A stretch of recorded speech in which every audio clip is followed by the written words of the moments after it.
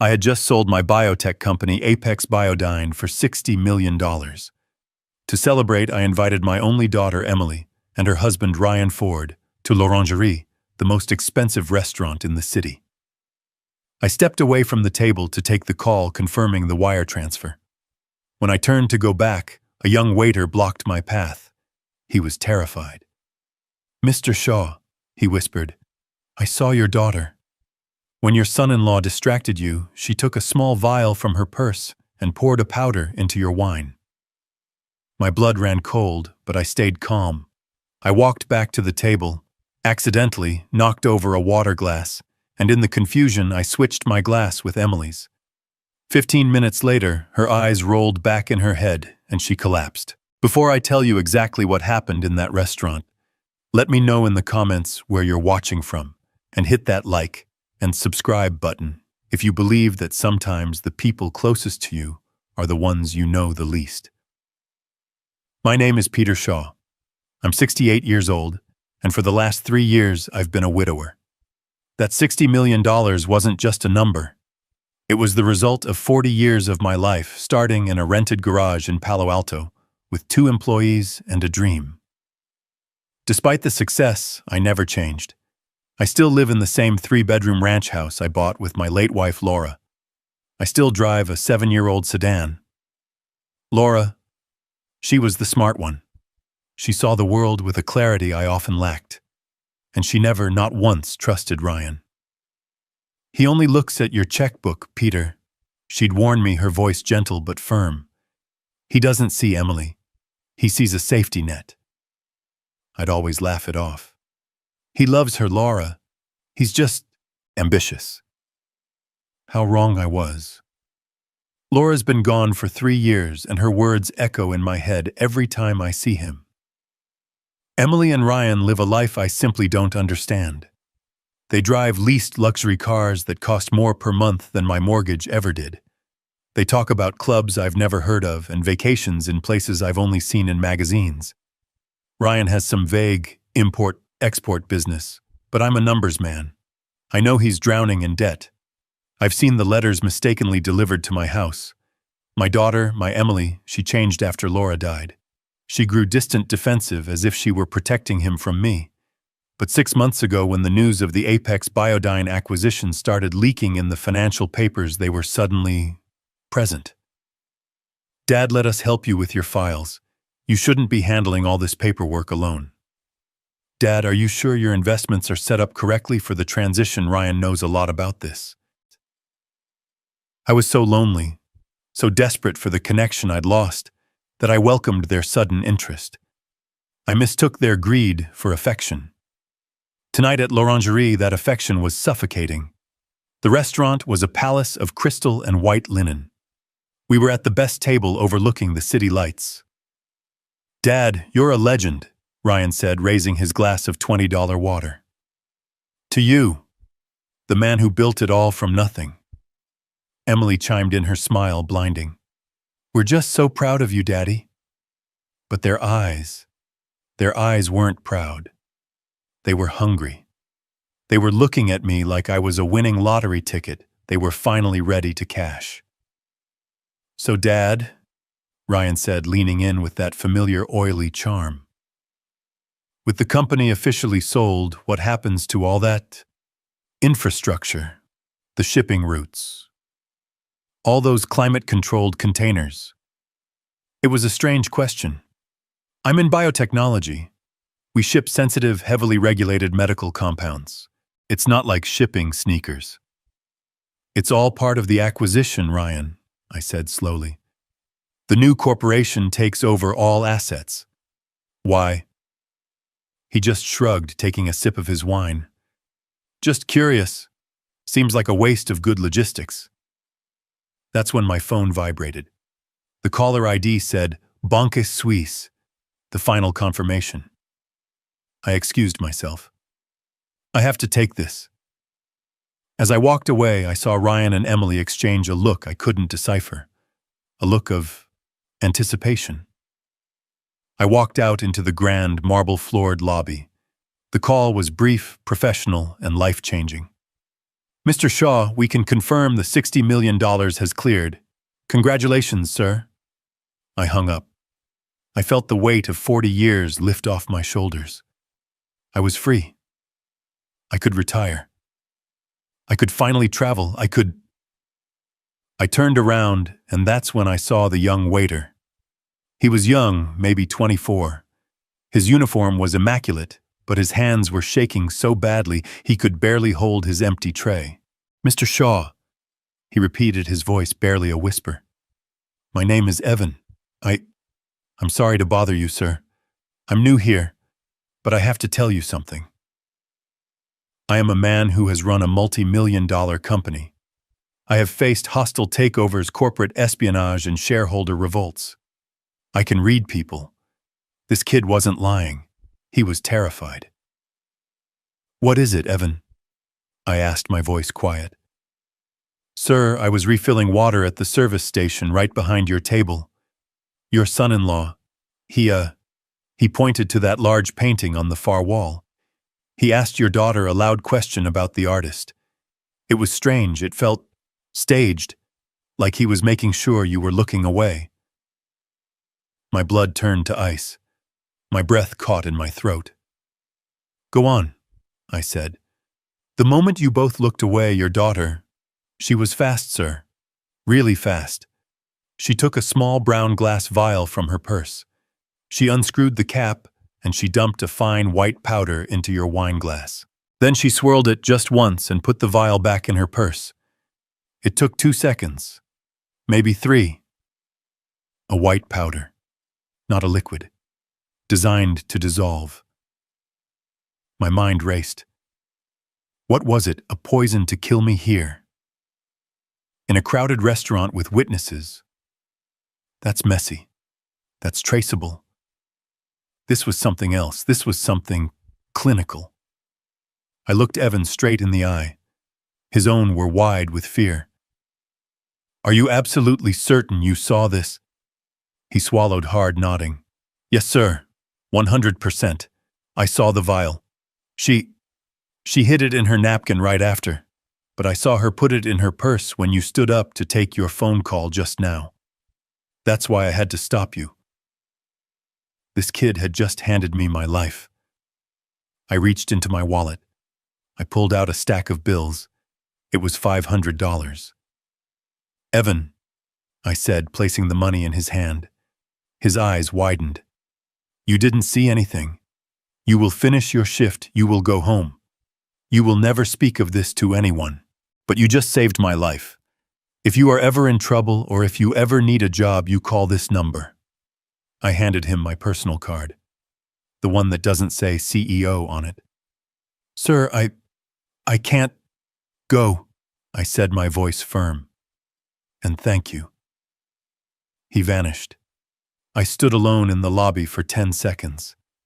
The rage was a physical thing, a hot iron in my gut. My own daughter, my Emily, my little girl. But the rage wasn't in control. I was. The CEO was. I smoothed my suit jacket. I composed my face into a mask of mild distraction.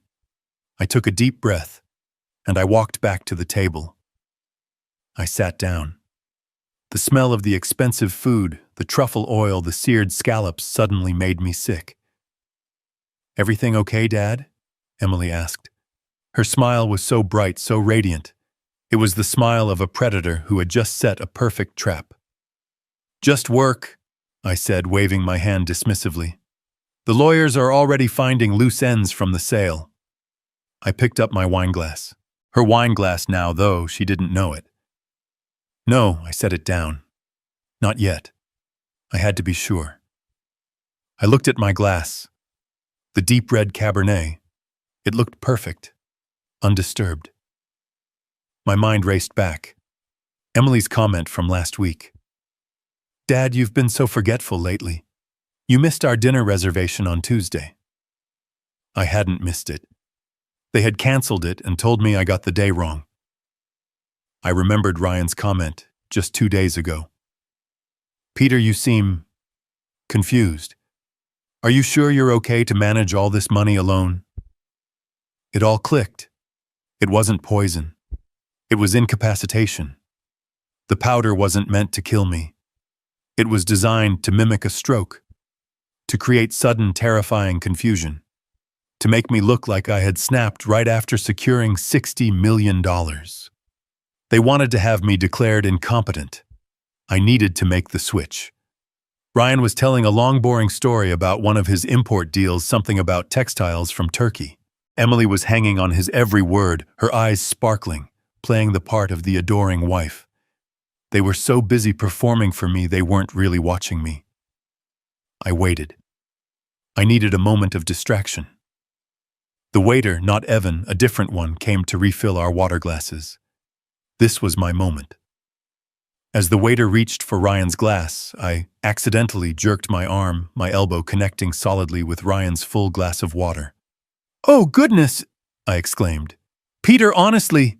Ryan snapped, jumping back as ice water flooded the white tablecloth and dripped onto his $1,000 pants. It was chaos for 5 seconds. Emily gasped, "Dad!" Ryan cursed under his breath, grabbing his napkin. The waiter rushed in with more napkins, apologizing profusely. In that 5 seconds of chaos, my hands moved. It was a simple, fluid motion I had practiced in my mind a dozen times on the walk back from the lobby. My right hand picked up my tainted glass. My left hand picked up Emily's clean glass. I moved them both out of the way of the spill, and when I set them back down, they were reversed. It was done. "I am so sorry, Ryan," I said, dabbing at the table with my own napkin. I guess I am a little tired. My old age is catching up to me."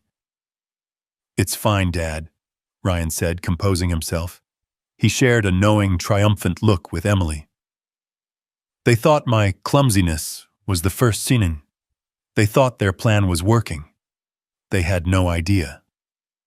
The waiter finished cleaning up the mess and left. The tension was gone, replaced by their smug, predatory anticipation. I picked up my glass, Emily's original clean glass. "Well," I said, raising it high, "despite my clumsiness, I want to make a toast." They both raised their glasses. Emily was holding my original glass, the one containing the powder that was supposed to destroy my mind. "To family," I said, looking directly into Emily's eyes, "and to getting everything you deserve." "To family," Emily echoed, smiling that brilliant fake smile. She took a large, confident sip. The next 15 minutes were the longest of my life. I ate my steak, or rather I moved it around my plate. I listened to Ryan brag about a European expansion he was planning with my money, I assumed. And I watched Emily. It started subtly. She blinked hard as if trying to clear her vision from a fog. "Ryan," she murmured, interrupting him mid-sentence. "Honey, the lights, they seem very bright." Ryan chuckled, annoyed at being interrupted. "It's l'orangerie, darling. Everything is bright. As I was saying, the Berlin market is—" "No," Emily said. Her voice was thicker. She put her hand to her temple. Her words started to slur. "I feel dizzy. Ryan, I don't feel well." Ryan's smile faded. He looked confused. His eyes darted to me, then back to her. "Emily, stop playing. You've had one glass of wine." "I'm not playing." She tried to shout, but it came out as a mumble. She tried to stand up, pushing her chair back with a scrape. "The room, it's spinning. Her eyes rolled back in her head. She slumped sideways, her body hitting the plush velvet seat with a dull thud. Her arms began to twitch. A small, faint seizure. Ryan stared, frozen in pure, unadulterated panic. I dropped my napkin and stood up, my face a mask of fatherly terror. "Oh my God! Emily, somebody call 911. I let the silence hang for 3 full seconds. The entire restaurant, a room built on hushed tones, and the clinking of expensive crystal was now dead quiet. Every eye was on our table. Ryan was staring at his wife, his mouth half open, his mind clearly not processing her collapse, but the collapse of his plan. He wasn't moving toward her. He wasn't crying out. He was frozen. That was my cue. I shoved my chair back, the heavy legs screaming against the polished marble floor. "My God, Emily!" I shouted. My voice cracked perfectly, a symphony of fatherly panic. I rushed to her side, grabbing her limp, cold hand. "Help, somebody, help, call 911. My daughter, she's not breathing right." I grabbed Ryan's shoulder, shaking him hard. He was still staring, his face a mask of pale, stunned horror. Not grief, not fear for her, but the raw logistical terror of an accomplice whose scheme has just exploded in his face. "Ryan, do something!" I yelled, playing the part of the confused, terrified old man. "Call an ambulance, don't just sit there." This snapped him out of it, but not in the way a loving husband would. He didn't rush to Emily's side. He didn't check her pulse. He immediately, instinctively tried to control the narrative. "No," Ryan said, his voice a low, sharp hiss. He grabbed his own phone but didn't dial. He looked at the restaurant manager who was approaching quickly, his face a mask of professional concern. "No 911, Ryan insisted. "She's fine. She's had too much to drink." I looked at him, my feigned confusion turning to feigned outrage. "Drunk, Ryan, she's convulsing. Look at her, she's shaking." "She does this, Ryan said quickly, his eyes darting around the room, building an alibi on the fly. She mixes her anxiety medication with wine. It happens all the time. It's embarrassing." He actually leaned down and tried to pull her up by the arm. "We just need to get her home. I'm so sorry, everyone." He was trying to move her.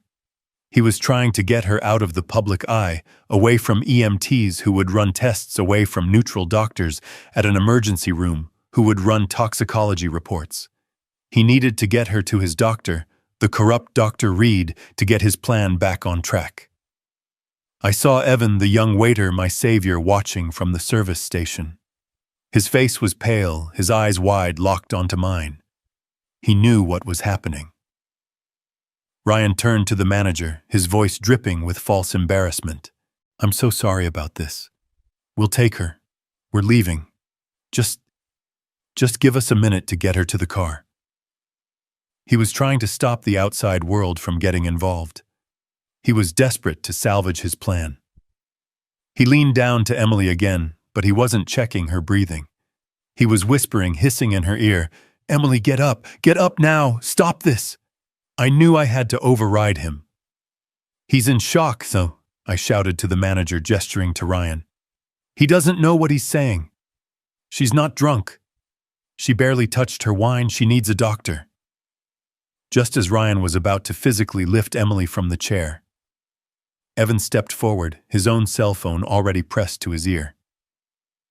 "It's too late, sir," Evan said, looking past Ryan to the manager, his voice loud and clear in the silent room.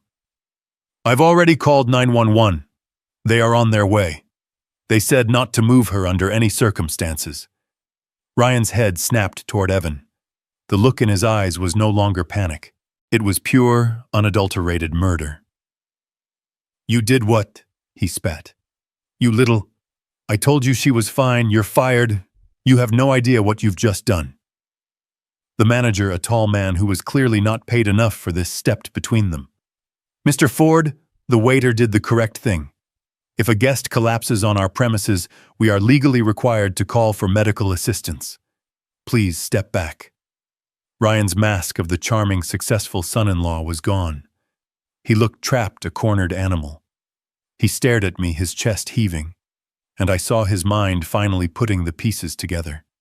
The spilled water, the switched glasses, my sudden elderly clumsiness. He knew. He didn't know how I knew, but he knew I had done this. The wail of sirens cut through the night, growing closer, louder. The sound was a beautiful, terrible symphony. It was the sound of my plan working. It was the sound of justice arriving. The paramedics rushed in, pushing a gurney, their movements efficient and fast. They ignored Ryan's protests, brushing him aside. "Sir," We need you to step back. Ma'am, can you hear me? What did she take? One of them asked, shining a light in her eyes. I don't know, Ryan yelled, trying to regain control. It's her medication. She mixes it. It's for anxiety. Which medication, sir? We need a name. Ryan froze. Of course he froze. He couldn't say the name of the antipsychotic drug without incriminating himself. I don't know the name. It's just for anxiety. She keeps it in her purse. They loaded her onto the gurney. She was unconscious, her face pale and slack. For a second I felt a genuine pang of pity. She was still my daughter, my Emily. But she had made her choice the moment she uncapped that vial. The restaurant was silent. Every diner, every waiter, every busboy was watching. I followed the gurney out, hunched over, playing the part of the grieving, confused father. My baby. Oh God. Is she going to be okay? I whimpered. We reached the ambulance doors. The paramedics were loading her in. I stood on the sidewalk under the flashing red and blue lights. That's when Ryan grabbed my arm. His grip wasn't that of a panicked son-in-law. It was steel. He pulled me aside just out of earshot of the paramedics, his body blocking me from their view. His voice was no longer panicked. It was a low, venomous whisper. The voice of the man Laura had warned me about for years. What did you do? He hissed, his face inches from mine, the smell of expensive wine and rage on his breath. I let the tears well up in my eyes. I let my body tremble. I looked him right in the eye, a broken old man. Me, I whispered, my heart hammering against my ribs. Son, what did she drink? The emergency room at St. Jude's was a universe of controlled chaos. The lights were too bright, an assault on the eyes, and the air smelled of antiseptic bleach and burnt coffee. It was the smell of panic and routine all mixed together. Nurses moved like shadows, their voices calm and clipped, their faces impassive. They wheeled Emily into Trauma Bay 3, and Ryan followed them, almost tripping over his own expensive shoes. His voice was a high-pitched whine that grated on my nerves. She's allergic to shellfish, he was shouting at the intake nurse. I think she ate some bad shellfish, that's all it is. It must have been the scallops. He was already building his false narrative, seeding the lie. I hung back, playing the part I had chosen. The shocked elderly father, confused by the noise, my hands clasped in front of me, just watching. A young doctor, maybe 30 years old, pushed through the curtain. His scrubs were wrinkled, and he carried the permanent exhaustion of an ER resident, but his eyes were sharp. Sharp, intelligent, and focused. This was not the man they were expecting. This was not Dr. Reed. This was a complication. Mr. Ford, I'm Dr. Chen. I need to know exactly what your wife took. Ryan, breathless, stuck to his script. It was an allergy. Shellfish. She's terribly allergic. Just give her an EpiPen, she'll be fine. She must have had a reaction. Dr. Chen ignored him. He shone a small, bright light into Emily's unseeing eyes, one then the other. He lifted her arm. It dropped lifelessly to the gurney. He pinched the skin on her hand. Nothing. Mr. Ford. Dr. Chen said, his voice flat, cutting through Ryan's manufactured panic. This is not anaphylaxis. Her airways are clear. There is no facial or laryngeal swelling. There's no rash. Her pupils are pinpoint. This is a severe overdose. I need to run a full toxicology screen. Ryan's practiced panic turned real. He physically moved to block the doctor from Emily. No, I'm her husband. I refuse the tests. It's an allergy. You're wasting time. She just needs adrenaline. His voice was too loud now, bordering on hysterical. A nurse at the nearby station looked up, alarmed. I watched him. This was the performance of a guilty man. A man who knew exactly what was in her blood and was terrified of it being named. He wasn't trying to save his wife. He was trying to save his plan. Dr. Chen didn't flinch. He didn't raise his voice. He simply said, Sir, your wife is presenting with severe neurological symptoms, including seizures and respiratory depression. If you continue to obstruct my ability to diagnose her, I will have security remove you from this trauma bay. Am I clear?" Ryan's face turned a shade of purple. He looked like he wanted to hit the doctor. He was trapped. His eyes darted around the room and landed on me wide and screaming for help. "Dad! Tell him she's fine, it's just an allergy." This was my moment. I stepped forward, letting my voice tremble. I practiced this tremble in the ambulance. I let the tears, which were very real, well in my eyes, though they were tears of rage, not grief. "Doctor," I whispered, grabbing his arm, "please, just save her. My son, he's in shock. He doesn't know what he's saying. Do whatever you have to. Please, just save my little girl." Dr. Chen looked at me with a flash of genuine pity. He nodded, dismissing Ryan completely. "Thank you, Mr. Shaw. We will." He turned to the nurse. "Full talk screen, CBC head CT. Push Narcan just in case and get her on a saline drip. Now." Ryan was defeated. He slammed his fist against the wall, a performative act of grief for the nurses, but I knew it was the rage of failure. We were moved to the sterile gray waiting room. The chairs were hard plastic bolted to the floor. The coffee in the styrofoam cup I held tasted like acid. Ryan was pacing the length of the room, his phone pressed to his ear, whispering furiously. I saw him mouth the name Reed several times. He was trying to get his real doctor here. He was trying to intercept the results to control the narrative. But it was too late. The machine was already in motion. I just sat there under the buzzing fluorescent lights and finally let myself process it. I thought back to Laura. "He only looks at your checkbook, Peter." Her voice was so clear in my memory, a gentle warning I had dismissed as a mother being overprotective of her daughter. Men like that, she had said, they don't build things. They just take. I had been a builder my entire life, and he was a taker. I thought of Emily, my sweet, bright Emily. How had he corrupted her? How had he turned her against the father who had given her everything? The answer was simple: money. The $60 million. But the plan. It was so specific. The drug. The symptoms. It all pointed to one thing. I remembered the emails. About a week ago, I had been on Emily's laptop trying to find a family recipe for her mother's lasagna that she had supposedly saved. I had accidentally seen her inbox. There was a subject line that stuck with me: the Shaw contingency. I thought it was about a surprise party, maybe for my retirement. I smiled and closed it. Contingency. What a fool I'd been. And I remembered Ryan's questions. Not just about the shipping containers, but about me. "Dad, are you sure you're feeling okay? You seem to be forgetting things. You missed our dinner reservation on Tuesday." I hadn't missed it. They had canceled it and told me I got the day wrong. They were building a case. They were planting the seeds of my senility. This wasn't just about money. It was about control.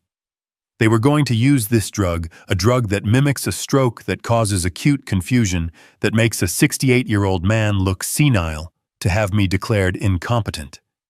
The timing was perfect. The day after my $60 million deal closed. It was brilliant. It was monstrous. An hour later, Dr. Chen returned. His face was grim. He wasn't looking at Ryan. He was looking at me. "Mr. Shaw, I'm afraid the news isn't good. The toxicology report came back. Your daughter has a massive near-lethal dose of olanzapine in her system." Ryan, who had been on the phone with what sounded like his lawyer, froze. "Olan? What? I've never heard of it." "Olanzapine," Dr. Chen said, his voice sharp and precise. "It's a very potent antipsychotic medication. We use it to treat schizophrenia, severe bipolar disorder. It is not anxiety medication. It is not something you mix with wine. A dose this high, frankly, I'm required to notify the police. This looks like an attempted suicide, or something else. Ryan started sputtering. Suicide? No, she wouldn't. She's happy. We were celebrating. Dr. Chen held up a hand. I need to explain the symptoms to you, sir. In a healthy individual, a massive dose like this doesn't just cause seizures. It mimics the symptoms of acute rapid-onset dementia. It causes confusion, slurred speech, psychosis, and neurological damage that can look identical to a severe stroke. And there it was. The final disgusting piece of the puzzle. It wasn't just any drug. It was the perfect drug. A drug that wouldn't just make me sick. It would make me look crazy. They weren't just trying to hurt me. They were trying to erase me. To legally erase my mind, my identity, my signature. They were going to have me committed. They were going to put me in a home, take control of my $60 million, and leave me to rot in a diaper drooling into my soup while they lived on my life's work. Ryan was staring at the doctor, his face ashen. He finally understood that the doctor wasn't just diagnosing Emily. He was describing the very weapon they had chosen. The plan was in ruins. Is she going to be okay? Ryan stammered his act as a loving husband returning, but it was too late. His voice was hollow. We're pumping her stomach and administering the antidote, Dr. Chen said coolly. She'll be very sick for a few days, and she will be placed under a 72-hour psychiatric hold, as is protocol. But yes, physically, she should recover. Dr. Chen looked at me, his eyes full of pity. Mr. Shaw, I'm so sorry you had to see this. I'll give you two a moment. He left. The silence in the waiting room was heavy, broken only by the sound of Ryan's ragged breathing. He knew. He knew that I knew. He looked at me, his eyes no longer full of rage, but of a new dawning terror. And the war had just begun.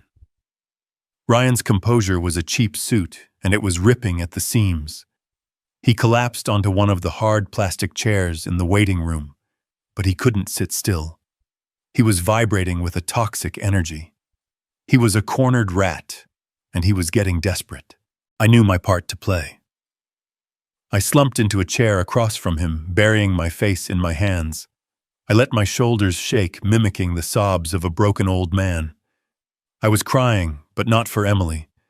I was crying for the daughter I had already lost, the one who had tried to chemically erase my mind. Dad, Ryan's voice was sharp, suspicious. Are you okay? I looked up, letting him see the tears I knew were staining my face. I don't understand, Ryan. Antipsychotics? Why would she have that? Does my daughter have schizophrenia? Have you been hiding this from me? It was the perfect question.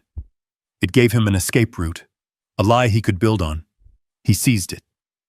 I didn't want to tell you like this, Dad, he said, his voice dropping into a fake, compassionate whisper.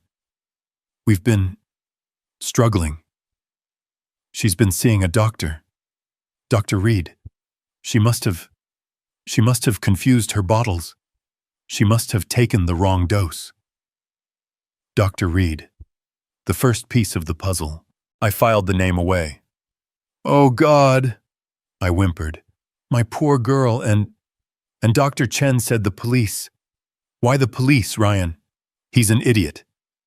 Ryan snapped, his mask slipping. He doesn't understand.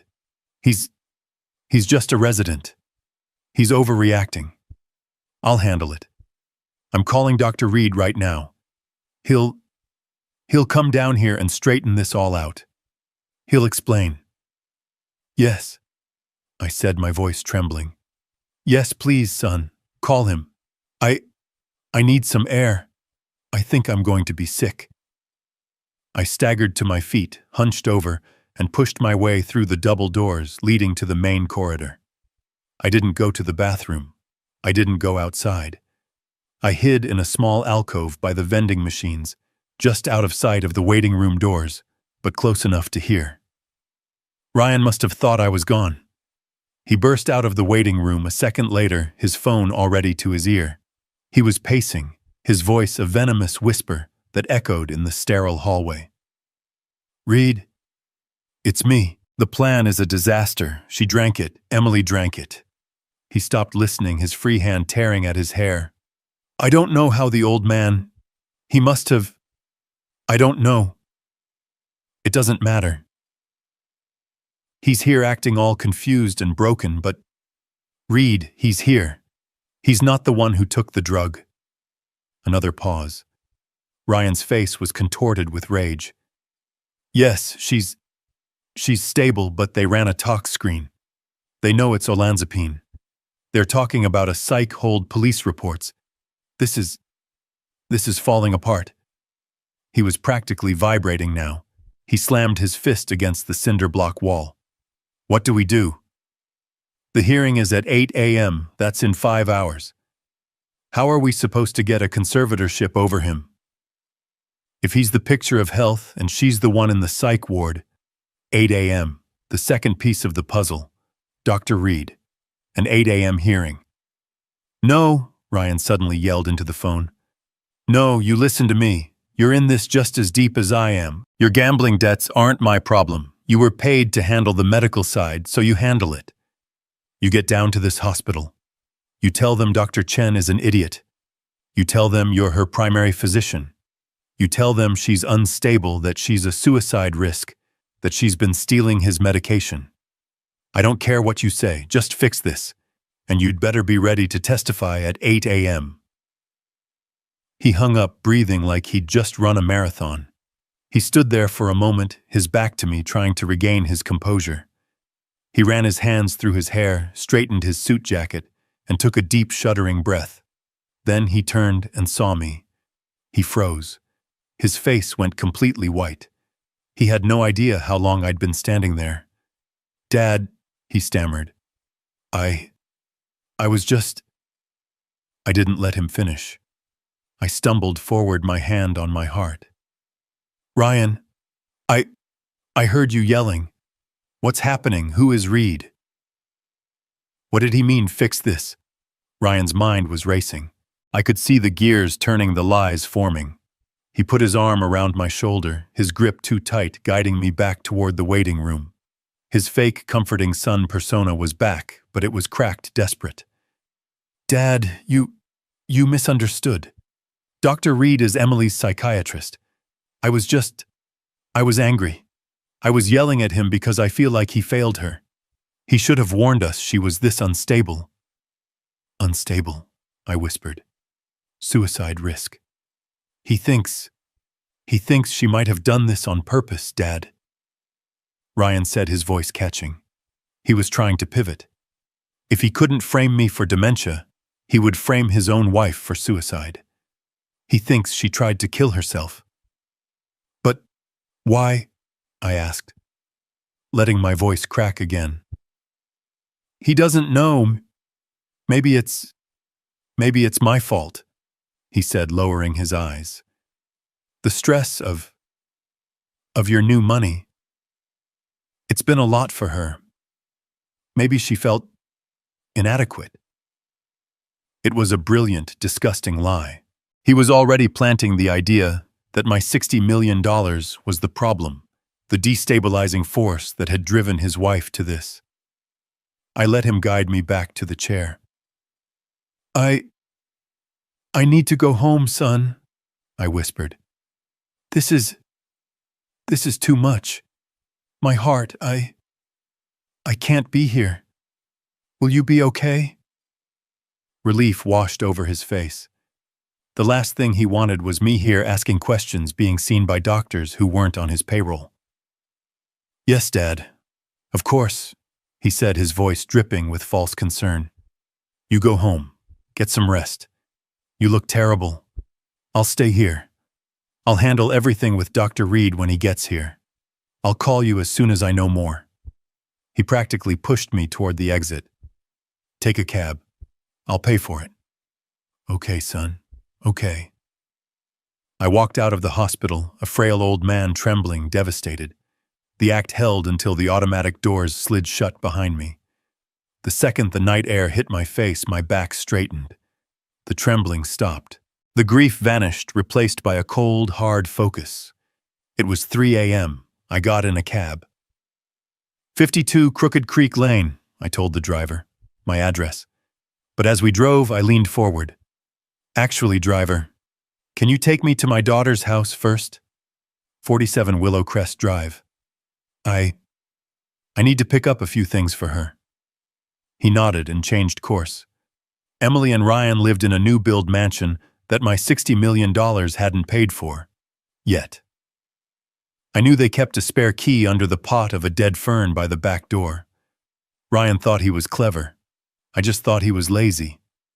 The house was dark.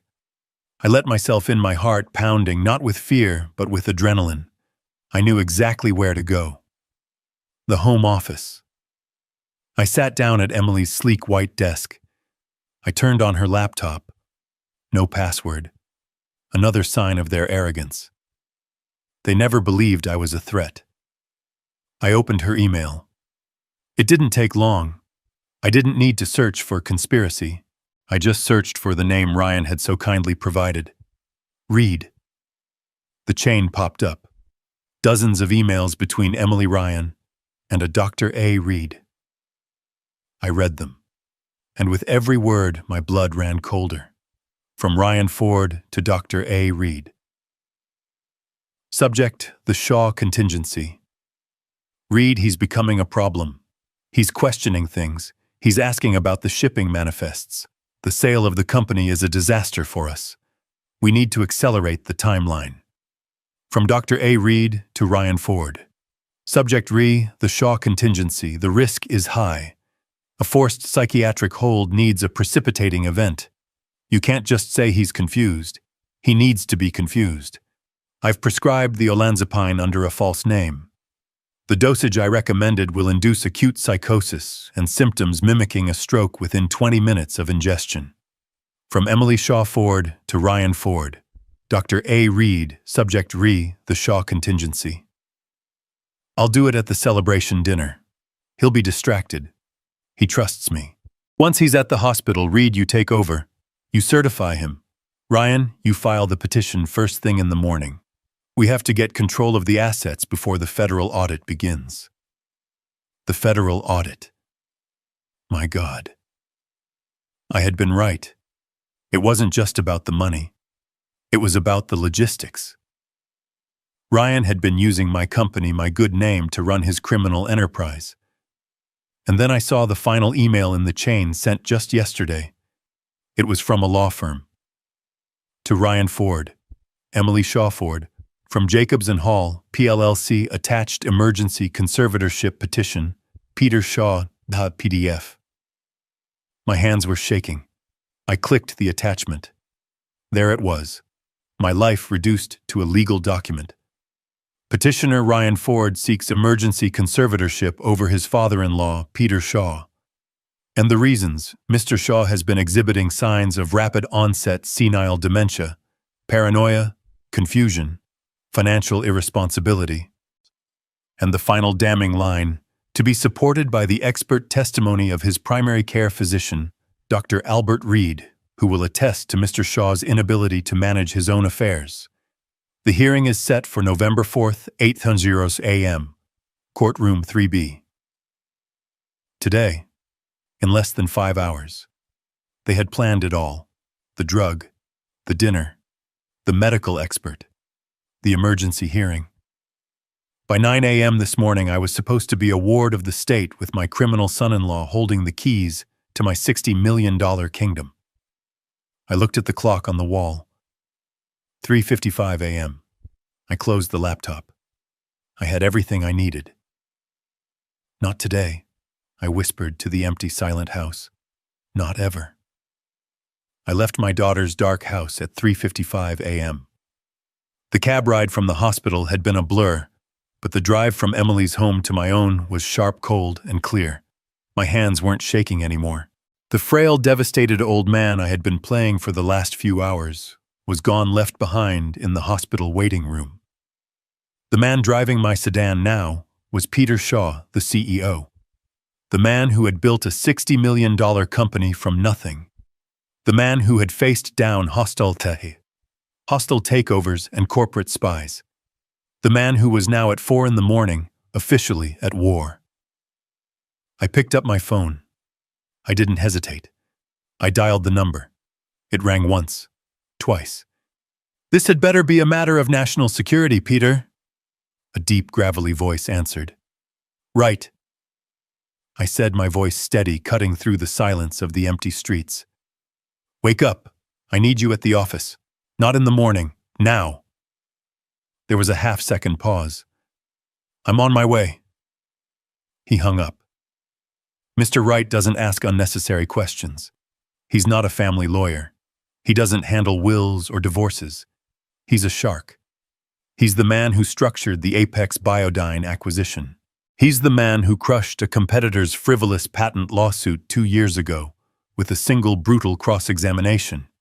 He was, I realized, the perfect and only man for this job. I pulled into the underground garage of his downtown high-rise at 4:30 a.m. The city was a ghost town wrapped in fog. I took the private elevator straight to the penthouse floor. The doors opened onto a dark lobby, but the lights to his corner office were already on a beacon in the darkness.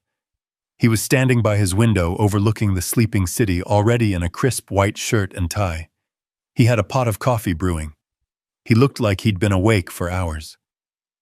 "Peter," he said, not turning around, "you look like you've seen a ghost."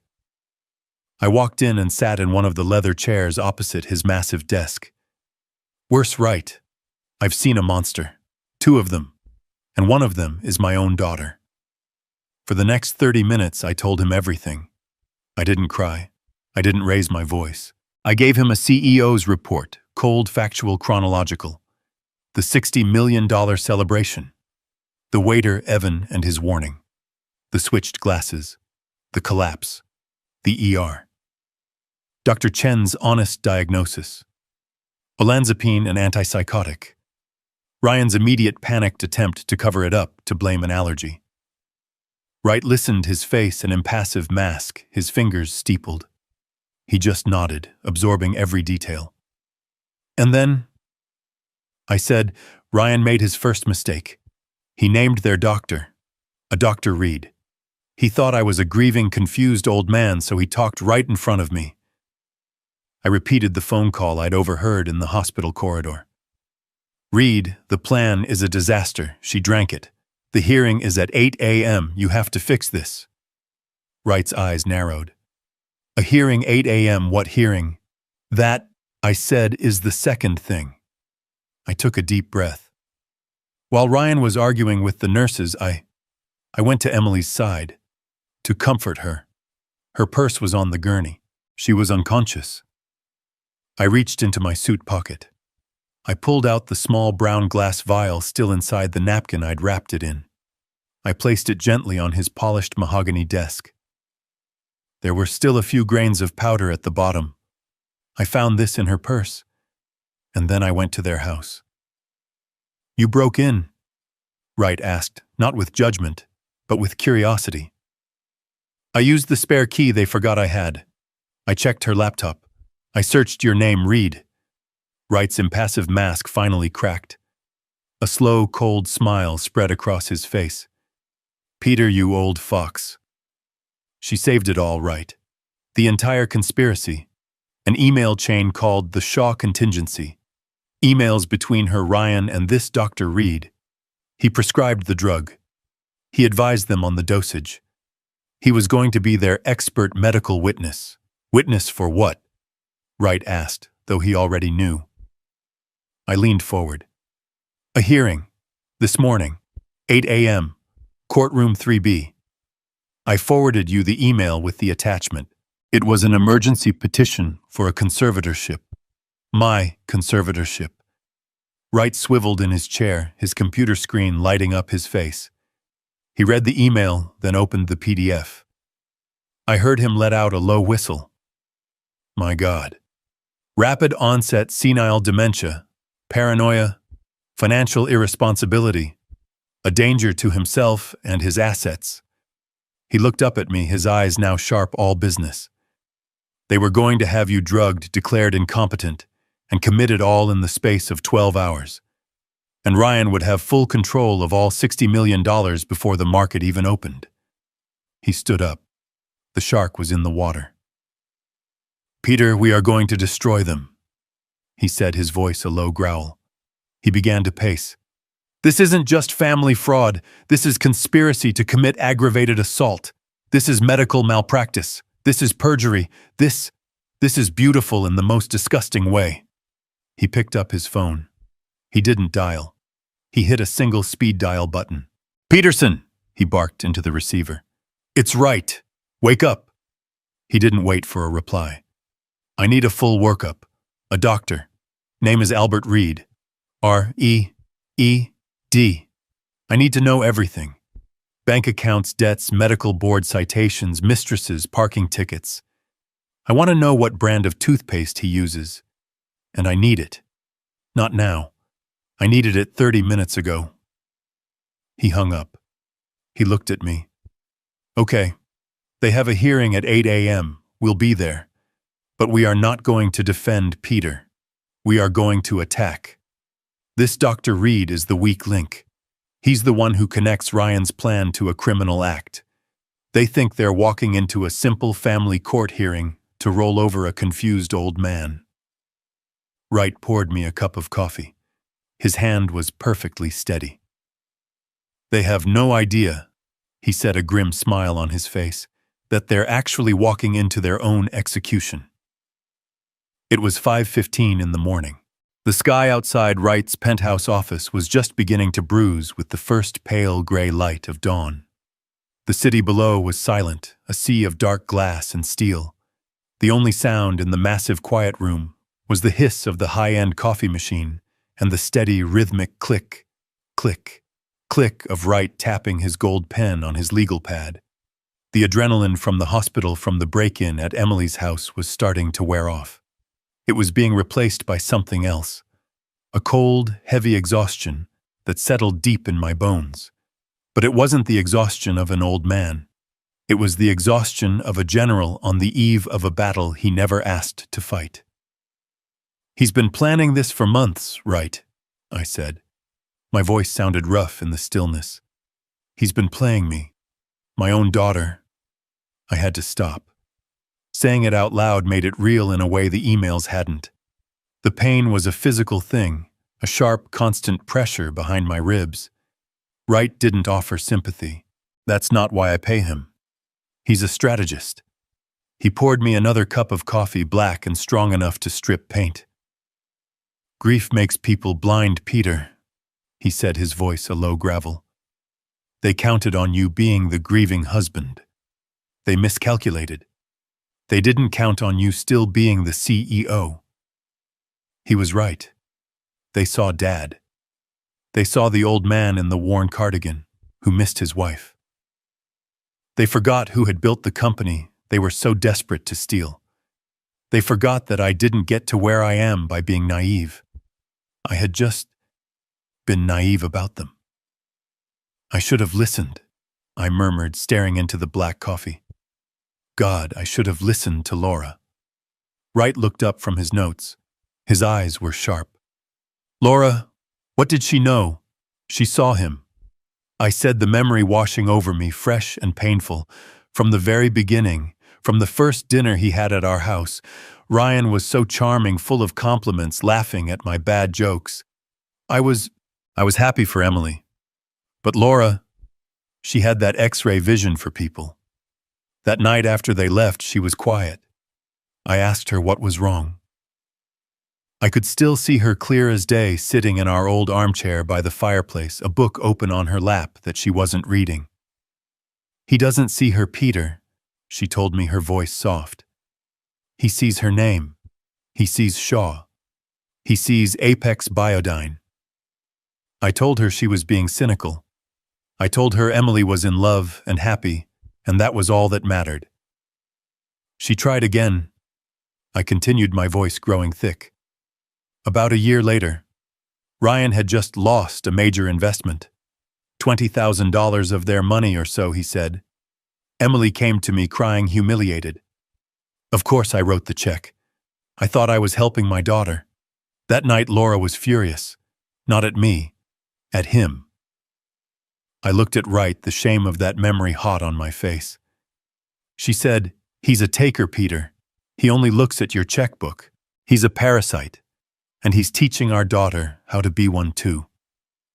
We had the biggest fight of our 40-year marriage. I accused her of being jealous of Emily's happiness. I told her she was wrong. I closed my eyes. The coffee cup was warm in my hands. She never brought it up again. She knew. She saw this coming, and I was too blind, too proud to see it. She's been gone 3 years, and the first thing Ryan did after the funeral, after a respectful 2 weeks, was ask me to co-sign a loan for a new car. And I did it, for Emily's sake. And now, this. Wright nodded slowly, absorbing the emotional data. Okay. So it started as simple greed. But this, drugging you an emergency court hearing, this is desperation, Peter. $300,000 for the doctor is a massive lever. Ryan must be in his own hole. Deep. Deeper than just credit cards. And that's when the other piece clicked into place. The piece that had been bothering me for months. The one that never made any sense. The shipping manifests, I said, almost to myself. Wright's head snapped up. What? Ryan, he's always asking about my shipping operations. My company, Apex Biodyne. We ship highly controlled biological compounds, genetic samples, experimental pharmaceuticals. They move in climate-controlled, GPS-tracked containers. It's a logistics nightmare heavily monitored by the FDA, the DEA, you name it. It's the most secure and most boring part of my business. And he was interested in it, Wright asked. Obsessed, I said. For the last 6 months he's been asking, Dad, how secure are those routes? Who handles your customs clearance in Rotterdam? Ever had a container just go missing? I thought it was just idle curiosity. I thought he was trying to sound smart to impress me, to show interest in my work. I looked at Wright, and I saw the realization dawning on his face at the same instant it dawned on mine. But what if it wasn't? I said, my voice dropping. What if he wasn't just asking? My company has a flawless 30-year logistics record. What if he found a way? What if he was using my corporate routes, my clean, fast-tracked shipping lanes, to move his own imports? Wright's eyes lit up with a terrifying cold clarity. My God, Peter, if he was piggybacking on your shipments, the sale of the company wouldn't just be a payday for him. It would be a disaster. A $60 million acquisition by a Bahabak triggers a mandatory top-to-bottom federal audit. A full deep-dive audit of everything, including every single shipping manifest for the last 5 years. The room suddenly felt ice-cold. He wasn't trying to get the $60 million, I whispered, the full, ugly truth finally landing. He was trying to stop the audit. He needed to get power of attorney. He needed to get control of the company before the sale finalized so he could bury the evidence of his own crimes. Before Wright could even respond, the private line on his desk buzzed. It was a harsh, slicing sound in the 6 a.m. stillness. He snatched it up. Peterson, talk to me. He listened. His face, already grim, darkened. He scribbled a note. Where? How much? Are you sure? Good. Send it to my encrypted server. Right now. He hung up the phone. He looked at me. The final piece of the puzzle had just been slammed into place. It's worse than we thought, Wright said, his voice flat. Our private investigator just ran the financials on Dr. Reed. He didn't just find debts. He found the source. Reed owes $310,000, gambling debts, to an offshore sports book. Wright paused, letting the weight of the next words land. And guess who the parent company of that offshore book is? I waited. A shell corporation based in the Caymans. RF Imports. Ryan Ford Imports, I whispered. Ryan doesn't just owe Reed money, Wright said, standing up and grabbing his briefcase. Ryan owns him. He's not a conspirator. He's a puppet. He checked his watch. 6:15 a.m. Let's go, Peter. We have a hearing to attend. The phone on Wright's desk shattered the 6 a.m. silence. It was a harsh digital ring, an alarm signaling the next phase of the battle. We both stared at it. My caller ID showed Ryan's face smiling, taken at a barbecue last summer, a lifetime ago. Wright just nodded once. Speaker Peter, and remember who you are. You're not a CEO. You're a confused, terrified old man who just saw his daughter collapse. I took a breath. I picked up the phone. My hand was steady, but I made my voice tremble. Hello, Ryan. Dad? Oh, thank God, where are you? I've been calling your cell, the house. I was about to call the police. Are you okay? His voice was a masterpiece of fake concern, a performance so slick it made my skin crawl. He was an artist of deceit. I don't know. I stammered, cupping my hand over the phone as if I were trying to hide my words from the world. I'm at a diner. A coffee shop. I couldn't be in the house, Ryan. Not after last night. All of Laura's things. I needed to think. I heard him let out a long, slow sigh. It wasn't a sigh of relief that I was safe. It was the sigh of a predator who had just located his prey. He thought I was weak, broken, and wandering the streets in a daze. He thought he had me. Dad, I understand. I really do, he said, his voice dripping with false sympathy. But listen to me. I have some news. It's about Emily. Emily? I asked, my voice cracking. Is she worse? No, she's stable. She's resting. He paused, setting the hook. But I just spoke to her doctor. Her real doctor. The specialist who's been treating her, Dr. Reed. Reed, I repeated as if trying to place the name. The man you were calling from the hospital. Yes, Dad. Ryan said, his voice smooth and reassuring. He's been treating her for this condition for months. He came to the hospital as soon as I called him. He reviewed her chart. He talked to Dr. Chen. And I pushed. What did he say? Here it came. The second trap. Dad, he's worried. He's worried about you. I stayed silent. I let the confused pause hang in the air.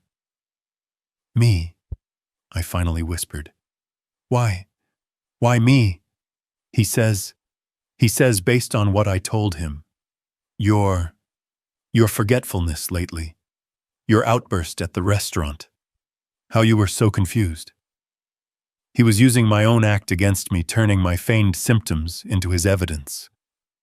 He says these neurological conditions, they can be genetic. He says what happened to Emily. It could be a precursor to what's happening to you. It was brilliant, I had to give him that. It was a disgusting, brilliant lie. He was building a bridge connecting his wife's suicide attempt directly to my senility, with his paid-off doctor as the foundation. I don't understand, I said, my voice shaking. I feel fine. I'm just upset, son. Dad, listen to me, Ryan said, his voice hardening just a fraction, taking on an air of authority of a son forced to take charge. Dr. Reed is a professional. He's the best in his field, and he's on his way to your house right now to check on you. It's for your own good. I'll meet him there in 30 minutes. There it is, I thought. The trap wasn't just a phone call. It was a house call. He couldn't get me to the hospital, so he was bringing his corrupt doctor to me. Reed would arrive, find me alone, confused and agitated from the night's events. He would perform a preliminary exam in my living room, and then at 8 a.m. he would testify under oath that he had just seen me, and that I was without a doubt a danger to myself and my $60 million estate. He was moving the battlefield from the hospital, which he had lost, to my home, which he thought he controlled. I had to give him the performance of his life. "No!" I shouted into the phone, a high-pitched paranoid wail. "No doctors, I'm not. I'm not sick. I don't need a doctor, Ryan. I'm fine, I'm just tired." "Why are you doing this?" I gave him exactly the symptoms he was paying for. I gave him the erratic behavior his petition required. I could hear the smile in his voice as he tried to soothe me. "Dad, you hear yourself. You're yelling. You're not making sense. This is exactly what Dr. Reed warned me about. This is the confusion. Please, Dad, just go home. I know you're scared, but just go home and let the doctor talk to you. For me. Do it for Emily." I looked across the desk at Wright. He was watching me, his expression unreadable, but his eyes were alive, analytical. He was enjoying this. I let out a long, shuddering sob, a broken sound torn from the throat of a man who had lost everything. "Oh God! Oh God! A doctor! At the house! Laura! I don't know what to do. I don't know." I was giving him a masterpiece of senile panic. "It's okay, Dad," Ryan said, his voice now a venomous, comforting coo, the voice of a snake lulling its prey. "Everything is going to be okay. You just need help. We're going to get you help. Just go home. I'll meet you and Dr. Reed there in 30 minutes. We'll sort this all out. We'll take care of you." "Okay," I whispered, my voice sounding small and defeated. "Okay, son. Help. Yes. I need help. I'll go home. I'm on my way." I hung up the phone. The line went dead. The silence in Wright's office was absolute, a heavy velvet curtain. I looked at Wright. He hadn't moved. The cold, thin smile on his face was the only thing in the room that seemed alive. "He's a good liar," I said. My voice was instantly back to normal, cold, steady, and sharp. "He's a desperate liar," Wright corrected, standing up and closing his briefcase with a heavy final click. "He just confirmed his entire plan. He's sending his star witness, the corrupt doctor, to your house to manufacture evidence for a hearing that he doesn't know we know about." Wright checked his platinum watch. 6:45 a.m. "He thinks he has you trapped, Peter. He thinks you're a scared old man running home to hide, about to be cornered in your own living room by his medical expert." I stood up and straightened my tie. The fatigue was gone.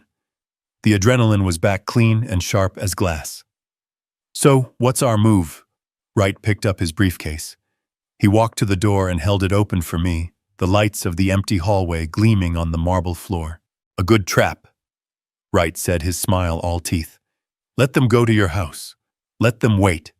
Let Dr. Reed ring the doorbell of an empty home for the next hour, wondering where his confused patient is.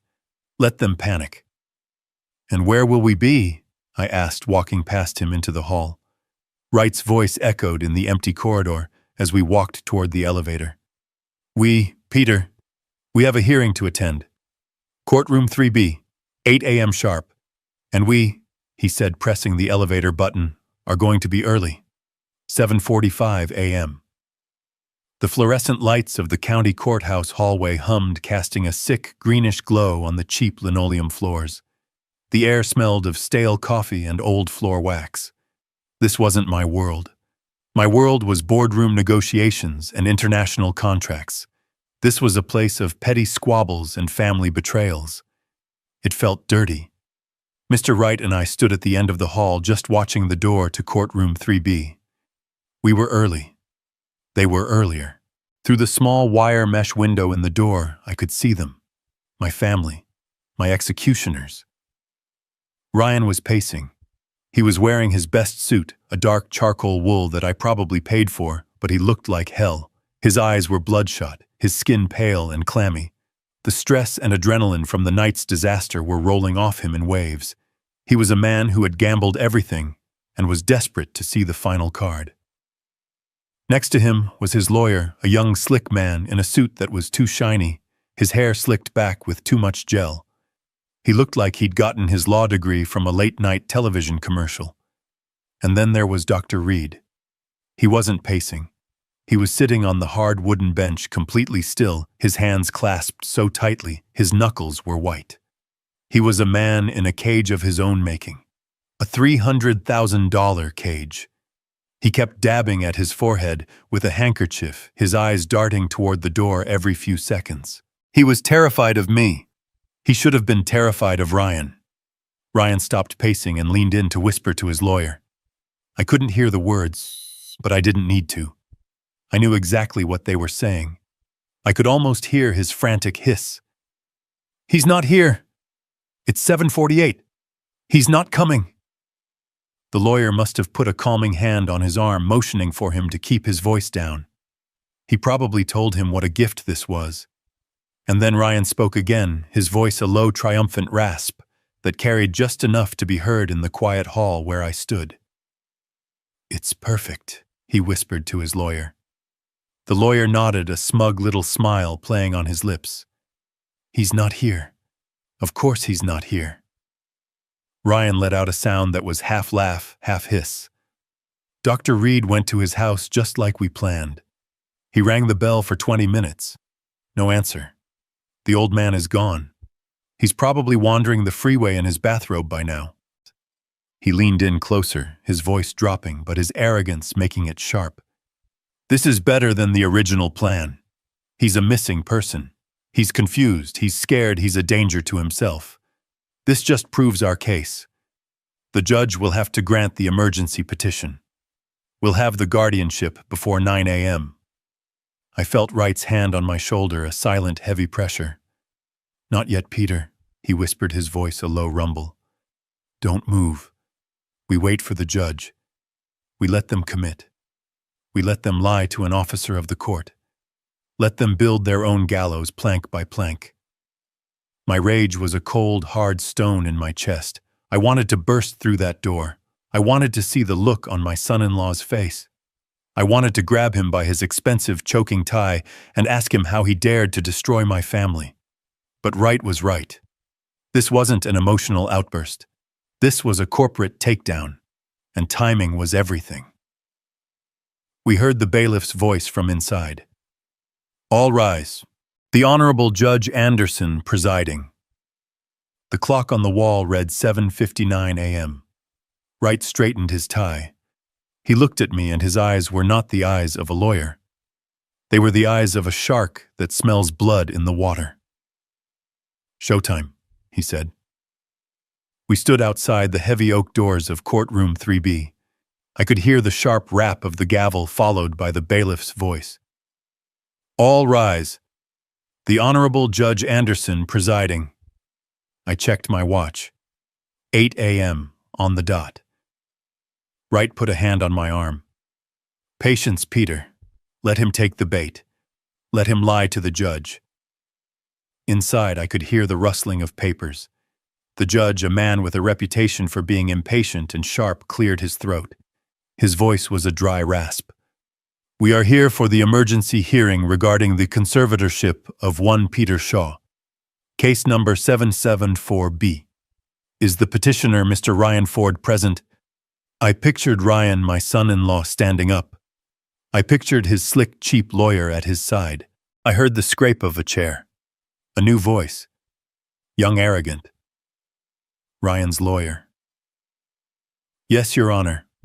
Michael Jennings on behalf of the petitioner, Mr. Ryan Ford, who is present. I could hear the false sympathy in his voice, a slimy, practiced tone that made my stomach turn.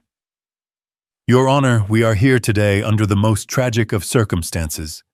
He was performing. My client, Mr. Ford, and his wife, Emily, Mr. Shaw's daughter, have been desperately trying to manage what can only be described as a catastrophic and rapid mental decline in Mr. Shaw. I closed my eyes. Catastrophic. Rapid. The keywords from their email. We had hoped to manage this privately, Your Honor. Jennings continued, his voice dripping with fake sorrow. But last night, a terrible incident occurred. Mr. Shaw, in a fit of severe paranoia and confusion, violently attacked his own daughter at a public restaurant. I heard a gasp from someone in the small gallery, probably a clerk. He caused a massive scene, Jennings said, his voice rising. And then he fled. Fled, Mr. Jennings? The judge asked, his voice sharp. He fled, Your Honor. He is as of this moment missing. Ryan's lawyer was playing it perfectly.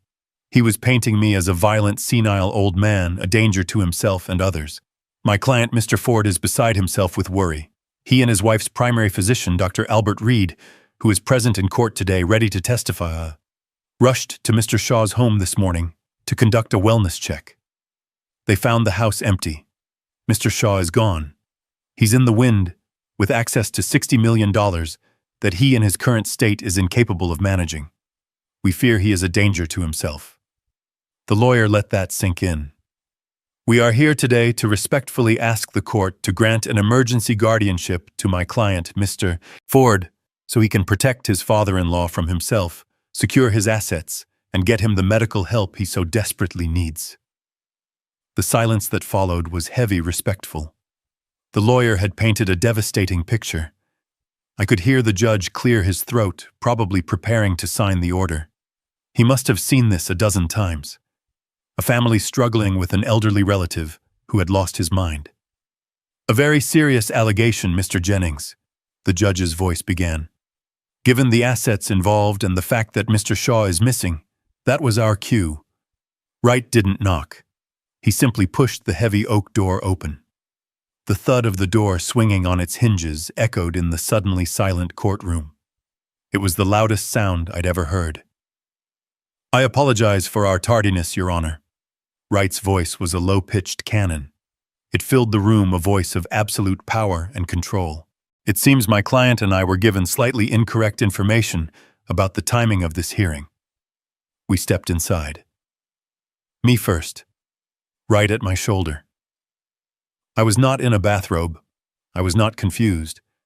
I was wearing my $5,000 custom-tailored Zegna suit, the one I had bought specifically for the Apex acquisition party. My hair was combed, my shoes were shined, my mind was a steel trap. I looked directly at Ryan. The color drained from his face. It didn't just go pale. It went a waxy, translucent white, the color of old candle wax.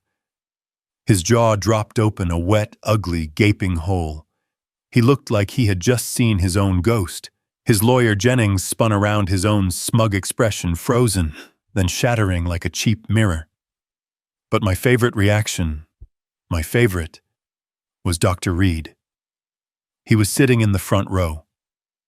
When he saw me, he made a small, involuntary sound, a gasp, a hiccup of pure, unadulterated terror. He physically shrank. He looked at Ryan, his eyes wide, screaming, "You said he was confused! You said he was missing!" I walked calmly to the defense table and sat down, placing my briefcase on the floor.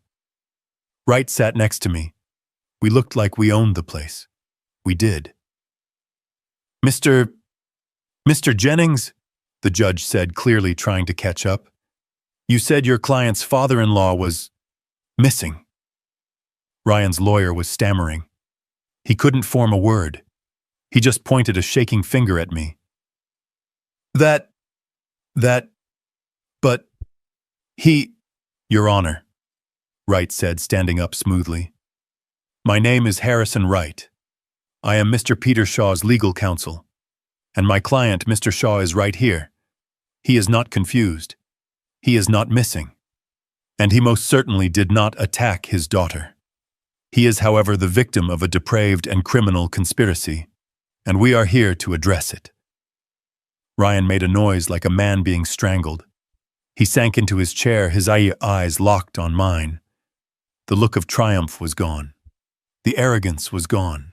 All that was left was the raw, primal fear of a man who knew he had just been checkmated. Ryan's lawyer, Jennings, looked like he had been physically struck. His mouth was opening and closing, but no sound was coming out. He stared at me, then at his client, then at the judge, his cheap, shiny suit suddenly looking like a Halloween costume. Judge Anderson leaned forward, his patience already gone.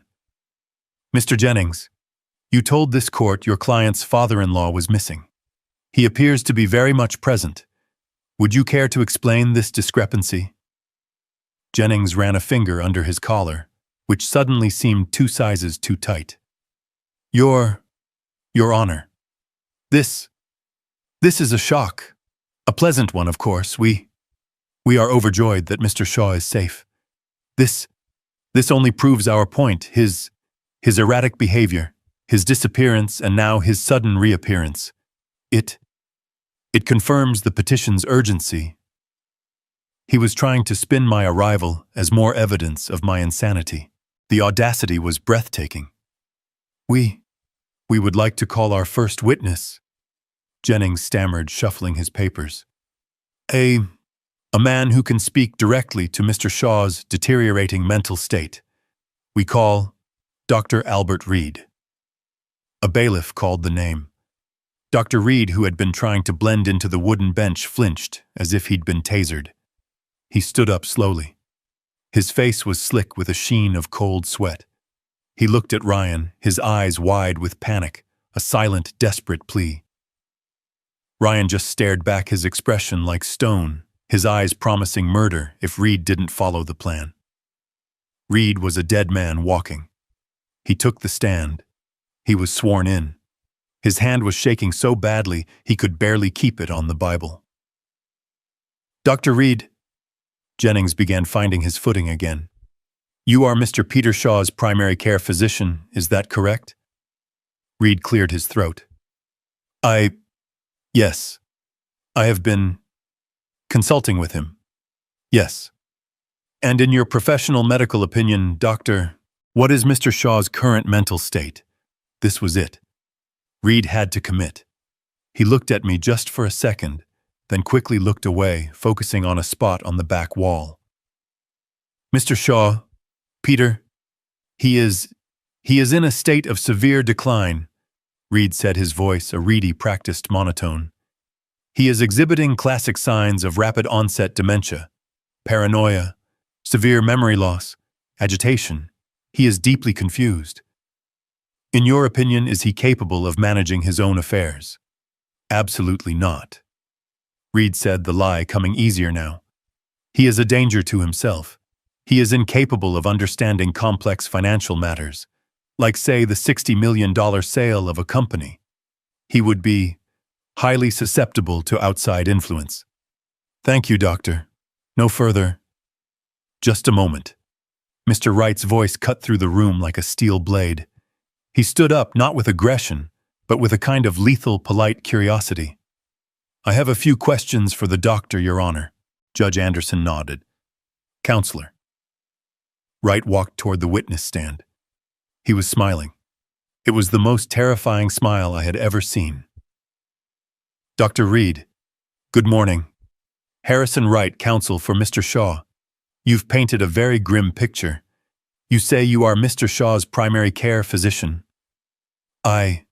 Yes. I have been overseeing his case. I see. That's fascinating, Wright said, pulling out a small file. Because I have Mr. Shaw's complete medical history right here going back 20 years. His actual primary care physician, a Dr. Aris Patel, has been seeing him for 2 decades, and his last physical 3 months ago declared him to be in perfect health for a man his age. Your name, Dr. Reed, doesn't appear, not once. So, let me rephrase. When did you begin overseeing his case? Reed was cornered. It was a private consultation, at his son-in-law's request. Mr. Ford was concerned. Ah, Mr. Ford was concerned. I see. And when was this private consultation? I visited him at his home several times. You visited him, Wright said, raising an eyebrow. At his home house calls. How very old-fashioned. And when was the last time you saw him? Reed saw his opening. He took it.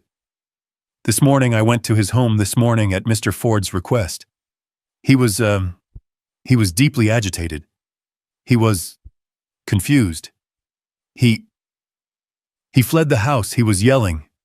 It confirmed all my fears. So you saw him this morning? At his home? Wright asked. Yes, around 7 a.m. That's remarkable, Wright said, his voice full of fake admiration. Truly incredible. Because at 7 a.m. Dr. Reed, Mr. Shaw was sitting in my office in my presence, perfectly calm, drinking coffee and preparing for this very hearing. So I ask you again, doctor, who exactly did you see this morning? The blood drained from Reed's face. He was caught in a direct, verifiable lie. I must have mistaken the time.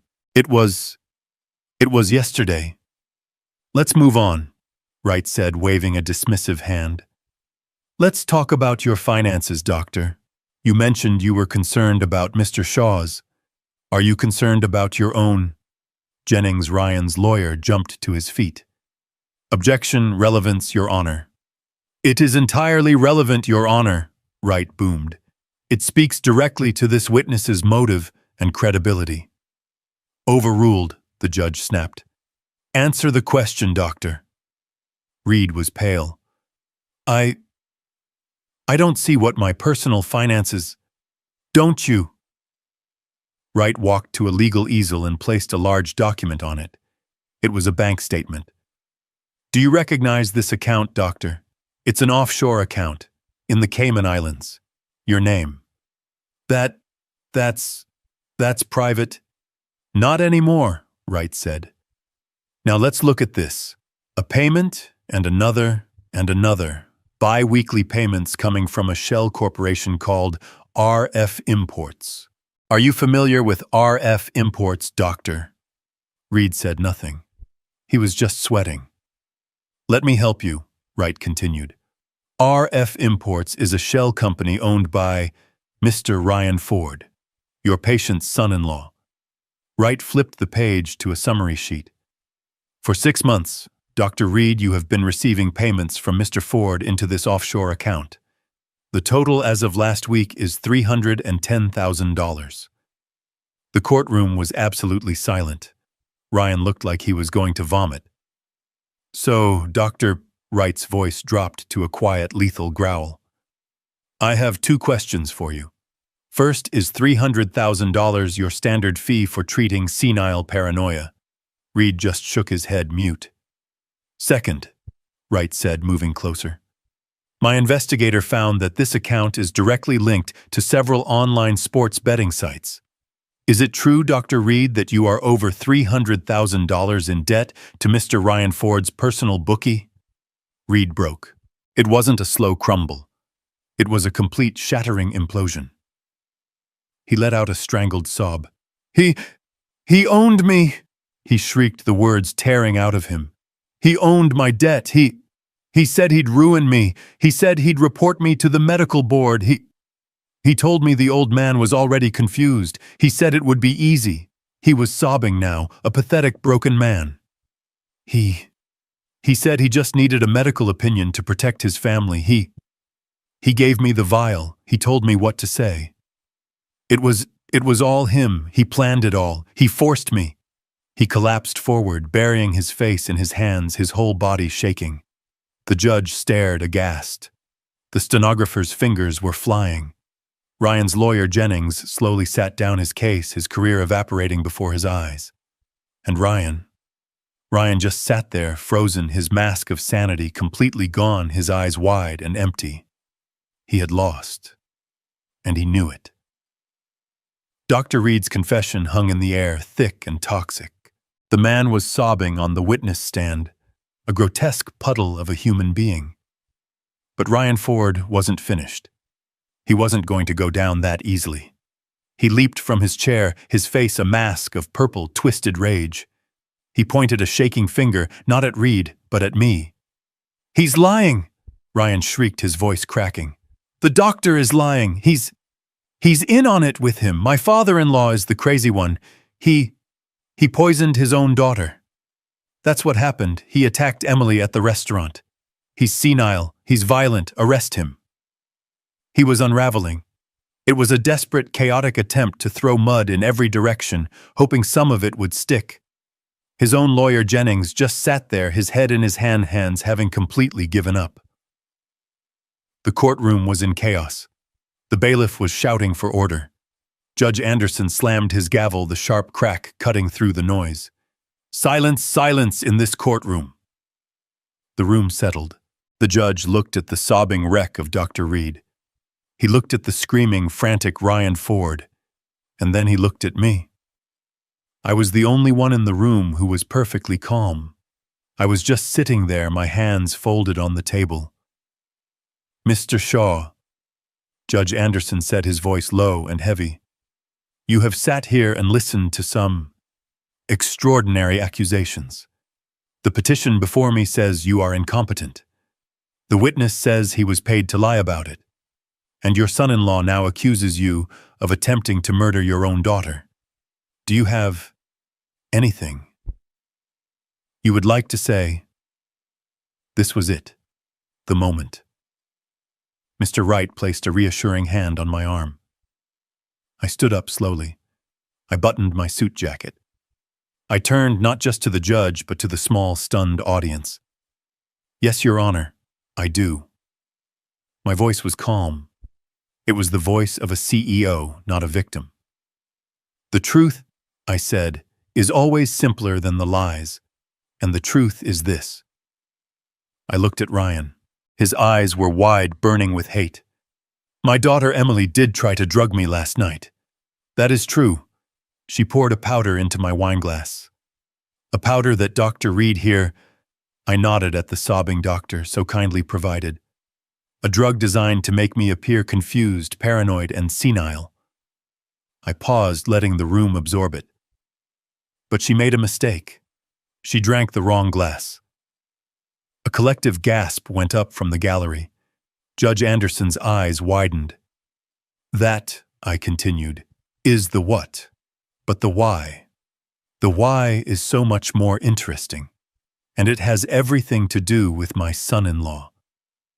I turned my full attention to Ryan. "Your Honor, my son-in-law Ryan Ford orchestrated this entire thing, but his motives were misunderstood, even by me until 6 o'clock this morning." I saw a flicker of new fear in Ryan's eyes, the fear of the unknown. He didn't do this just to get his hands on my $60 million. He did it because he was desperate. I let the word hang in the air. "You see, for the last year, Mr. Ford has been asking me strange questions about my company. Not about profits, not about stock options, about logistics, about my shipping containers, the ones we use to ship highly controlled biological compounds all over the world." Ryan's face went from white to a sickly greenish gray. He knew where I was going. "I thought he was just curious," I said. "But he wasn't. He was using me. He was using my company's clean, federally approved shipping lanes to smuggle his own illegal goods into this country." Ryan's lawyer Jennings, who had been defeated, suddenly looked up, his face a mask of pure terror. He clearly had no idea. "My $60 million deal wasn't his goal, Your Honor. It was his problem. It was his death sentence." I looked back at the judge, who was leaning forward, hanging on every word. Because the moment I signed that sale, it triggered a mandatory top-to-bottom federal audit of every asset, every bank account, and every single shipping manifest for the last 5 years. An audit that would begin next week. I turned back to Ryan. He was shaking his head, whispering, "No, no, no." Ryan knew he was finished. I said, my voice resonating in the dead silent room. He knew the audit would expose him. He knew the FBI would be at his door. So he put his contingency plan into action. He couldn't stop the audit, but he could run from it. His plan was simple: drug his confused old father-in-law, have his paid-off doctor declare me senile, have his puppet, my daughter, help him petition the court for an emergency conservatorship. And once he had legal control of my $60 million, he was going to disappear. He was going to take my life's work and flee the country, leaving my daughter to take the fall for everything. That was when Ryan snapped. It wasn't a word. It was a roar. a primal scream of pure cornered rage. "You old bastard!" He vaulted over the defense table, his suit jacket flying, his face purple, his hands clawed, aiming for my throat. He was fast, but he wasn't fast enough. Before he had even cleared the table, two men in the back row stood up. They weren't bailiffs. They were tall, fit, and wearing suits that didn't come from a department store. They moved with a speed that was terrifying. They intercepted Ryan in midair, tackling him to the ground in a tangle of limbs and expensive wool. He hit the floor with a sickening thud. "No, let me go! I'll kill him! I'll kill you!" he screamed, his spittle flying. One of the men was already yanking Ryan's arms behind his back, the click, click, click of handcuffs echoing in the courtroom. The other man stood up, brushing off his jacket, and held up a badge to the stunned judge. "Special Agent Davies, FBI," he said calmly, as if he did this every day. "Mr. Wright contacted our office at 6:30 this morning. We were here to observe the testimony regarding the federal audit." He nodded to his partner, who was hauling a screaming, thrashing Ryan to his feet. "Ryan Ford," Agent Davies said, his voice booming. "You are under arrest for conspiracy to commit fraud, interstate smuggling, and bribery of a medical official. You have the right to remain silent." I just stood there watching. I looked at Dr. Reed sobbing on the stand. I looked at Ryan, my son-in-law, a ruined, screaming animal being dragged out of the courtroom. I looked at Mr. Wright, who was calmly packing his briefcase. The war was over, and I had won. The courtroom dissolved into chaos. Judge Anderson was pounding his gavel, but the noise of the FBI agents subduing Ryan and Dr. Reed wailing on the witness stand drowned him out. The bailiff finally announced the hearing was suspended indefinitely. Ryan and Reed were both taken out in handcuffs. I watched them go, my son-in-law's eyes burning with a hatred so pure it was almost beautiful. He was no longer hiding. The monster was finally on full display. Wright clapped me on the shoulder. "It's done, Peter." "No," I said, my voice heavy. "Not yet. There's one last thing." I didn't wait for him. I walked out of the courthouse, past the stunned reporters who were already shouting my name, and got into the back of my car. I told my driver to take me to St. Jude's Hospital. The emergency room chaos had subsided. Now Emily was in a private room on the 4th floor, the psychiatric ward. A bored-looking police officer sat outside her door. He recognized me from the news, which was already exploding on every TV in the lobby, and he nodded, letting me pass. I pushed the door open. She was sitting up in the hospital bed, bathed in the harsh afternoon light. The IV was still taped to her arm. Her face was pale and blotchy, her hair a tangled mess. She wasn't my bright, vibrant Emily. She was a hollowed-out shell. The television in the corner of her room was on the volume low. A local news anchor was speaking urgently. Being led out of the courthouse in handcuffs. Ryan Ford's son-in-law of billionaire philanthropist Peter Shaw has been arrested on federal smuggling and fraud charges. They were showing the footage. The video of Ryan tackling me, of the FBI agents taking him down. Emily was watching, her whole body shaking, silent tears streaming down her face, creating dark, wet patches on the thin hospital gown.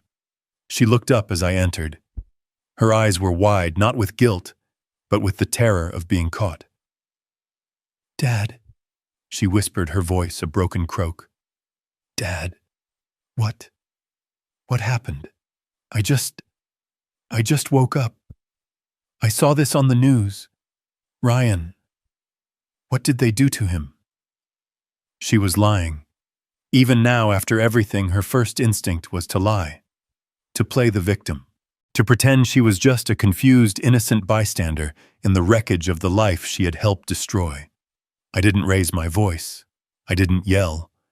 I felt nothing but a profound, bone-deep tiredness. The rage was gone, burned away in the courtroom. All that was left was the ash. I walked to the window and stood looking down at the city traffic. "They arrested him, Emily," I said, my voice flat. But why?" she sobbed, clutching the thin hospital blanket. Smuggling fraud. I don't understand. Dad, I didn't know. I swear I didn't know he was doing any of that. I just thought. I turned to look at her. Her beautiful face, so much like her mother's, was twisted into a mask of deceit. And for the first time I saw her clearly. Not as my daughter, but as his accomplice. You knew, Emily, I said. My voice was quiet, but it cut through her fake sobs like a razor. She stopped crying, her breath hitching. What? You knew, I repeated, walking closer to the bed. You didn't know about the smuggling. I'll give you that. He was probably smart enough to keep you out of that part. But you knew about the rest. No, Dad, You knew you were going to drug me, I said, my voice unyielding. You knew you were going to a hearing this morning to have me declared insane. You knew Dr. Reed was a fraud. You knew you were helping your husband steal $60 million from your father. You knew that. She stared at me, her eyes wide with panic. The lies were gone. Only the truth remained. You chose him, Emily, I said, the weariness washing over me. I spent 40 years building a life for us, for you. He spent 6 months whispering poison in your ear. And you chose him. You chose the money. It wasn't like that, she pleaded, the tears now real. He convinced me. He said you were losing it.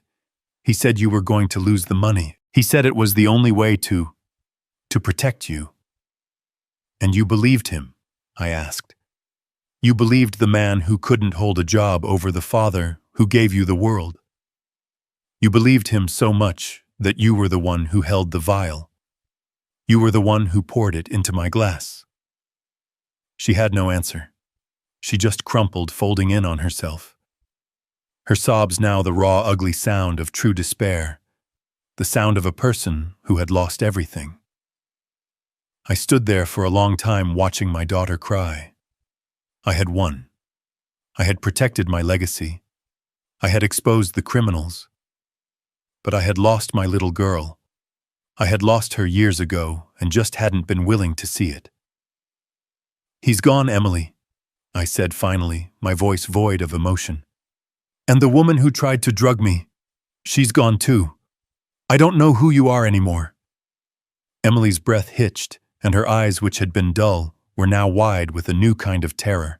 The realization of what she had done and what it meant was finally crashing down on her. Jail, she whispered, her voice trembling. Oh my God, Dad. Ryan, Dr. Reed, the conspiracy. I'll go to jail. I'll lose everything. She started to sob, the desperate, ugly cries of someone who had just lost the entire world. I watched her for a long, cold moment. I felt nothing. No pity, no anger, just a finality. I was no longer her father. I was her new reality. No, I said. My voice was quiet, but it cut through her sobs and stopped them instantly. She looked up at me, confused, her face a mess of tears and smudged mascara. You're not going to jail, Emily. I walked over to the chair by her bed and sat down. I wasn't the broken old man anymore. I was the man who had just closed a $60 million deal, and I was now structuring my next one. I am going to use my money, I said, all of it to fix this. I am going to hire the best legal team in the country. They will argue that you were a victim of coercion, that you were manipulated by your husband, that you suffered from a temporary mental break. They will keep you out of prison. I saw a small, pathetic flicker of hope light up in her eyes. Dad, I am also, I continued, going to pay for you to go to the best rehabilitation facility in the country. Not for drugs, Emily, for your character. You are going to spend months, maybe years, in therapy learning about accountability ethics and the consequences of your actions. Her hope grew. She was seeing a way out. She was seeing the safety net. Oh, Dad, thank you. I'll do anything. But, I said. And that one word, that simple word, sucked all the air out of the room. Her smile froze. But, I repeated, leaning forward, the $60 million is now in a trust. My trust. I am the sole administrator. You will never see a single cent of it. You will not have an allowance. You will not have a credit card. You will not have a new car. The lawyers and the doctors will be paid directly by me. Her face fell. But what about? You will not inherit anything, Emily. Not until you are a different person. Not until I decide you are. You will have nothing. You will be, for the first time in your life, truly poor. She stared at me, uncomprehending. But how? How will I live? How will I eat? I smiled. It was not a kind smile. Oh, you'll have a job. A job? Yes. You'll be working. You'll have a minimum wage job, and you will learn perhaps for the first time what it means to earn your own money. And your new boss? Well, I've already arranged it. I stood up. He'll be here to pick you up when you're discharged. Who? She whispered. Who is it? I just looked at her. I didn't need to answer. 6 months later, I was in my same old ranch house. The afternoon sun was streaming through the windows, illuminating the dust motes dancing in the air. I was sitting in Laura's old armchair reading a book. I was finally at peace. The doorbell rang. I opened it. It was Evan, the young waiter from l'Orangerie. He was no longer wearing a waiter's uniform. He was in a sharp, well-cut suit, carrying a leather briefcase. He was my new personal finance manager, and he was worth every penny of his 6-figure salary. Mr. Shaw, he said, stepping inside. He was all business, but his eyes were always kind. Evan, how are things? I asked, heading to the kitchen to pour us coffee. The markets are stable, he said, following me and opening his briefcase on my modest kitchen table. The foundation funding is secure, and I have the first report from the shelter. The shelter. The one I had funded with the first $5 million. A place for people who had nowhere else to go. And, I asked. Evan looked down at his report. Emily Shaw Ford completed her first full work week. She's on the night shift. Her supervisor says she was compliant, but slow. Slow is fine, I said, as long as she's thorough. Oh, she was thorough, Evan said, a small grim smile playing on his lips. She's assigned to sanitation for the first month. She cleaned every toilet in all 3 wings. Perfectly. I took a sip of my coffee. I looked out the kitchen window at the old oak tree Laura and I had planted together 40 years ago. The leaves were just beginning to turn gold. Good, I said, my voice quiet. That's good. I turned back to Evan. All right, son. Let's talk about the quarterly projections. I was finally truly at peace. This story is a powerful lesson in how greed and entitlement can completely blind people to the truth. Emily and Ryan were so focused on the $60 million that they grossly underestimated the man who earned it. They saw a frail, forgetful father, not the brilliant CEO who was always 10 steps ahead. It proves that true strength isn't about the luxury you display, but the silent, calculated resolve you possess. Ultimately, the story shows that actions have severe, life-altering consequences, and sometimes the only path to redemption is by losing everything to learn the value of integrity. What would you have done in Peter's shoes was his final decision, an act of justice, or was it a cold revenge?